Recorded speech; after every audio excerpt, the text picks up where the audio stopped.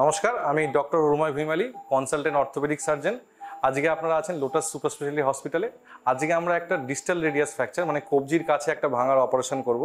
এই ধরনের ভাঙাতে পেশেন্টের সবথেকে বড় সমস্যা যেটা হচ্ছে কবজির মুভমেন্ট, রিস্ট মুভমেন্টটা কম্প্রোমাইজ হয়ে যায়। মানে আমাদের কবজি যে উপর নিচে উঠছে, বিভিন্ন দিকে ঘুরছে, এই যে রিস্টের ফিস্টিং পাওয়ার, এই পাওয়ারগুলো যদি খুব তাড়াতাড়ি ডেভেলপ করতে হয় ভাঙাচোরার পরে, তাহলে প্লাস্টারের থেকে অনেক বেটার অপশন হচ্ছে আমরা প্লেটিং করার জন্য। আজকে আমরা যে ভাঙাটা অপারেশন করব সেটা বেসিক্যালি ফ্র্যাকচার ডিস্টাল রেডিয়াস। এটা অ্যান্টেরিয়র পোস্টেরিয়র আর ল্যাটারাল ভিউ এক্সরে দুটো আলাদা অপারেশনে তোলা। পেশেন্টের একটা বড় ভাঙার টুকরো রিস্ট জয়েন্টের কাছে পড়ে আছে এবং বাকি হাড়টা সেটা পড়ে রয়েছে অন্যদিকে। আমাদের মেইন লক্ষ্য হবে এই হাড়ের অ্যানাটমিক্যাল রিকনস্ট্রাকশন করা। বেসিক্যালি এই যে হাড়টা সরে আছে, এটাকে যদি আমরা বসিয়েও দিই তা সত্ত্বেও এটা আবার সরে যাবে, কারণ মাংস বেশি বিভিন্ন দিকে টানছে। তো তাই জন্য আমরা হাড়টাকে বসিয়ে দেওয়ার পর এই দিক থেকে, যেটা ভেতরের দিক বলি ভোলার দিক, মানে এই দিক থেকে আমরা একটা প্লেট বসিয়ে দেবো। তাতে কি হবে, ভাঙাটা আবার আগের জায়গায় বসা যাবে। তাতে রিস্ট জয়েন্ট, যে আমাদের কবজির জয়েন্টটা আছে, সেটা আবার রিস্টোর হয়ে যাবে। এতে কি হয়, পেশেন্টের খুব তাড়াতাড়ি হাতের মোশন, বিভিন্ন ফিস্টিং কাজকর্ম করা এবং ব্যাক টু ওয়ার্ক লাইফ, যে ভাঙার আগে যে কাজগুলো পেশেন্ট করতে পারতো সেগুলো খুব ইজিলি 15 to 20 ডেজের মধ্যে পেশেন্ট আবার রিগেইন করতে পারবে। তো বেসিক্যালি আমার আজকের এই ভিডিও করার মেইন উদ্দেশ্য হচ্ছে এই ধরনের ভাঙা, যে আগেকার দিনে টেনে প্লাস্টার করা হতো বা বিভিন্ন পেশেন্টের সারা জীবন হাত বাঁকা থাকতো কিংবা হাতের মুভমেন্ট কম্প্রোমাইজ হতো, সেটা যাতে না হয় এবং খুব কম খরচে একটা ছোট্ট প্লেট বসানো অপারেশনের মাধ্যমে যাতে স্যার বাকি জীবন রিস্টের কাজ কোনো কম্প্রোমাইজ না হয়, সেটাকে তুলে ধরা। আপনারা যদি দেখেন, বেসিক্যালি পেশেন্টের এই রিস্ট জয়েন্ট এরিয়ায় ফ্র্যাকচার আছে। আফটার ফ্র্যাকচার পেশেন্টের হাতটা কীরকম বেঁকে আছে দেখুন। যদি আমরা এই অবস্থাতেই প্লাস্টার করে দিই, হয়তো পেশেন্টের হাড় জুড়ে যাবে, কিন্তু সমস্যা হবে যে পেশেন্টের হাড় জোড়ার পর হাতটা বেঁকেই জুড়বে, তাতে রিস্ট মুভমেন্টও কম্প্রোমাইজড হবে এবং সবথেকে বড় কথা, পেশেন্টের ফিস্টিং যে পাওয়ার, মানে হাত মুঠো করার ক্ষমতা, সেটা অনেকটাই কমে যাবে। তো আজকে আমরা দেখাবো খুব ছোট পদ্ধতিতে, খুব ছোট কেটে একটা ছোট্ট প্লেট বসিয়ে কি করে এই ধরনের কবজি ভাঙা অপারেশন করে পেশেন্টকে খুব তাড়াতাড়ি সুস্থ করা যায়। তো এবার আমরা মুভ করবো অপারেশনের দিকে। অপারেশনের বেসিক স্টেপ আমরা অ্যানাস্থেসিয়া দিয়ে শুরু করি। পেশেন্টের অলরেডি অ্যানাস্থেসিয়া করা হয়ে গেছে। এবার আমরা বেসিক ড্রেসিং ড্রেপিং শুরু করার আগে হ্যান্ড ওয়াশিং দিয়ে শুরু করবো। এটাকে আমরা বলি সিয়াম জ্যাকেট বা সিয়াম কভার। মেনলি আমরা এটাকে ইউজ করি নিজেদের পার্সোনাল প্রোটেকশনের জন্য। তবে আমাদের মনে হয় যে কোনো পার্সন যদি ওটিতে কেউ উপস্থিত থাকে, সে ডক্টর বাদ দিয়ে নার্স, সিস্টার বা অন্য কেউ হোক, সবারই সিয়াম ইউজ করাকালীন এই জ্যাকেট পরে নেওয়া উচিত।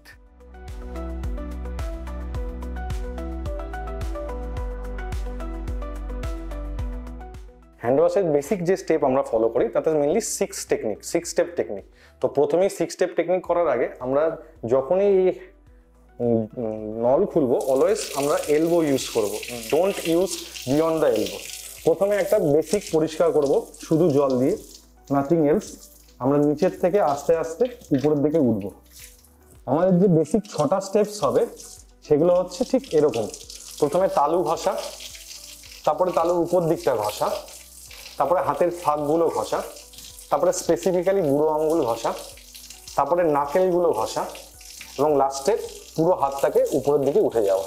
এই বেসিক স্টেপটা আমরা দুবার ফলো করব, একবার বিটাডিন স্ক্রাব দিয়ে, একবার সাবান দিয়ে।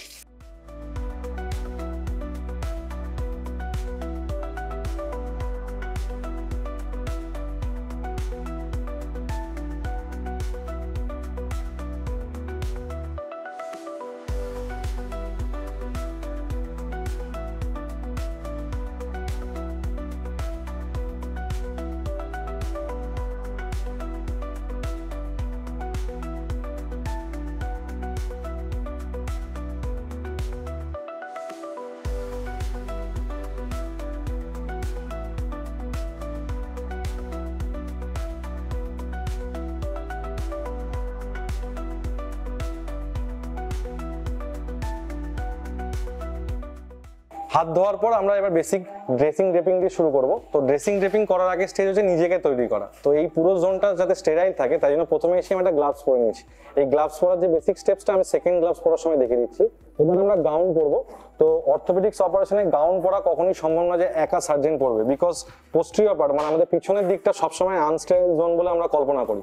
তো যখন আমরা গাউন পরবো, প্রথমে গাউনের হাতাটা কোথায় আছে দেখে নিয়ে আমরা হাতা দুটোকে নিজের দিকে করে নেবো, জাস্ট বেসিক এইভাবে। পুরো জিনিসটা সামনে ফ্রি ফ্লোয়িং থাকবে যাতে কোনো মানুষ সামনে না আসে। তারপরে জাস্ট আমরা হাতটাকে ঢুকিয়ে দিয়ে জাস্ট হাতটাকে উপরের দিকে করবো যাতে কোথাও টাচ না হয়।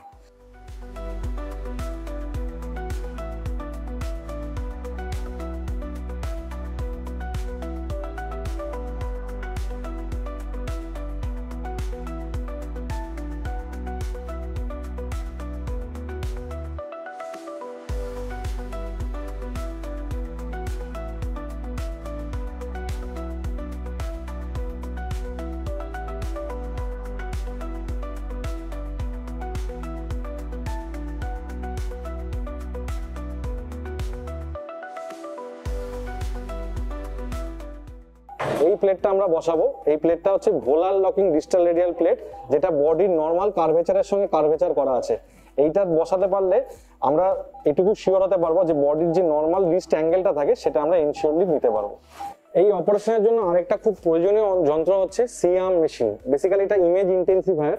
আমাদের যে কোনো অপারেশনের জন্য এই অর্থোপেডিক্সে perfect placement of screw and plate is very important. তো সেটা কন্টিনিউয়াসলি মনিটর করার জন্য, দেখার জন্য আমরা এই মেশিনটা ইউজ করি। এটা সি-আর্ম মেশিন, এটা এরকম এবং এপাশ ওপাশ দুদিকেই ঘুরতে পারে। এটার মাধ্যমে বেসিক্যালি আমরা খুব ক্লোজ স্পেসে এক্সরে নিই। এটা নর্মাল এক্সরে মেশিনের থেকে এর কিন্তু যে রেডিয়েটিং পাওয়ার সেটা অনেক কম, তো ক্ষতিগ্রস্ত হওয়ার মতো ভয় নেই যদি আপনি লেড জ্যাকেট পরে থাকেন।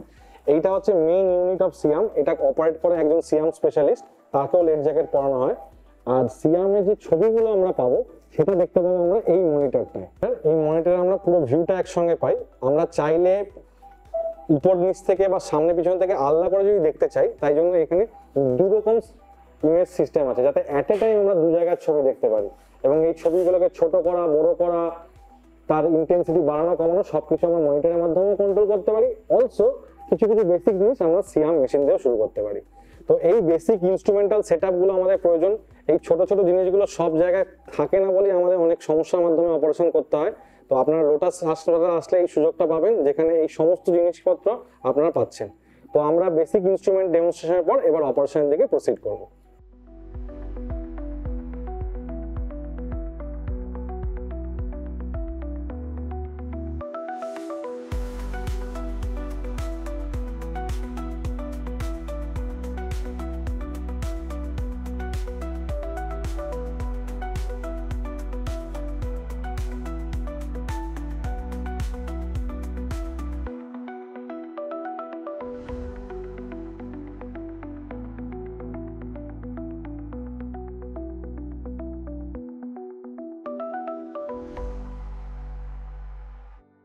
সো এতক্ষণ আপনাদেরকে আমরা দেখাচ্ছিলাম যে হাতের কবজির কাছে একটা ভাঙাতে কিভাবে আমরা প্লেট বসানো অপারেশন করলাম। এটা শুধু হাতের কবজির ক্ষেত্রে নয়, শরীরের যে কোনো অংশের হাড় যেগুলো জয়েন্টের খুব কাছে ভাঙা, যেখানে অপারেশন করা খুবই প্রয়োজনীয়, না হলে পেশেন্টের পরবর্তীকালে স্টিফনেস এবং অন্যান্য সমস্যা তৈরি হয় এবং ডে টু ডে লাইফও হ্যাম্পার হয়, সেটাকে আমরা খুব সহজে নেগোশিয়েট করতে পারবো।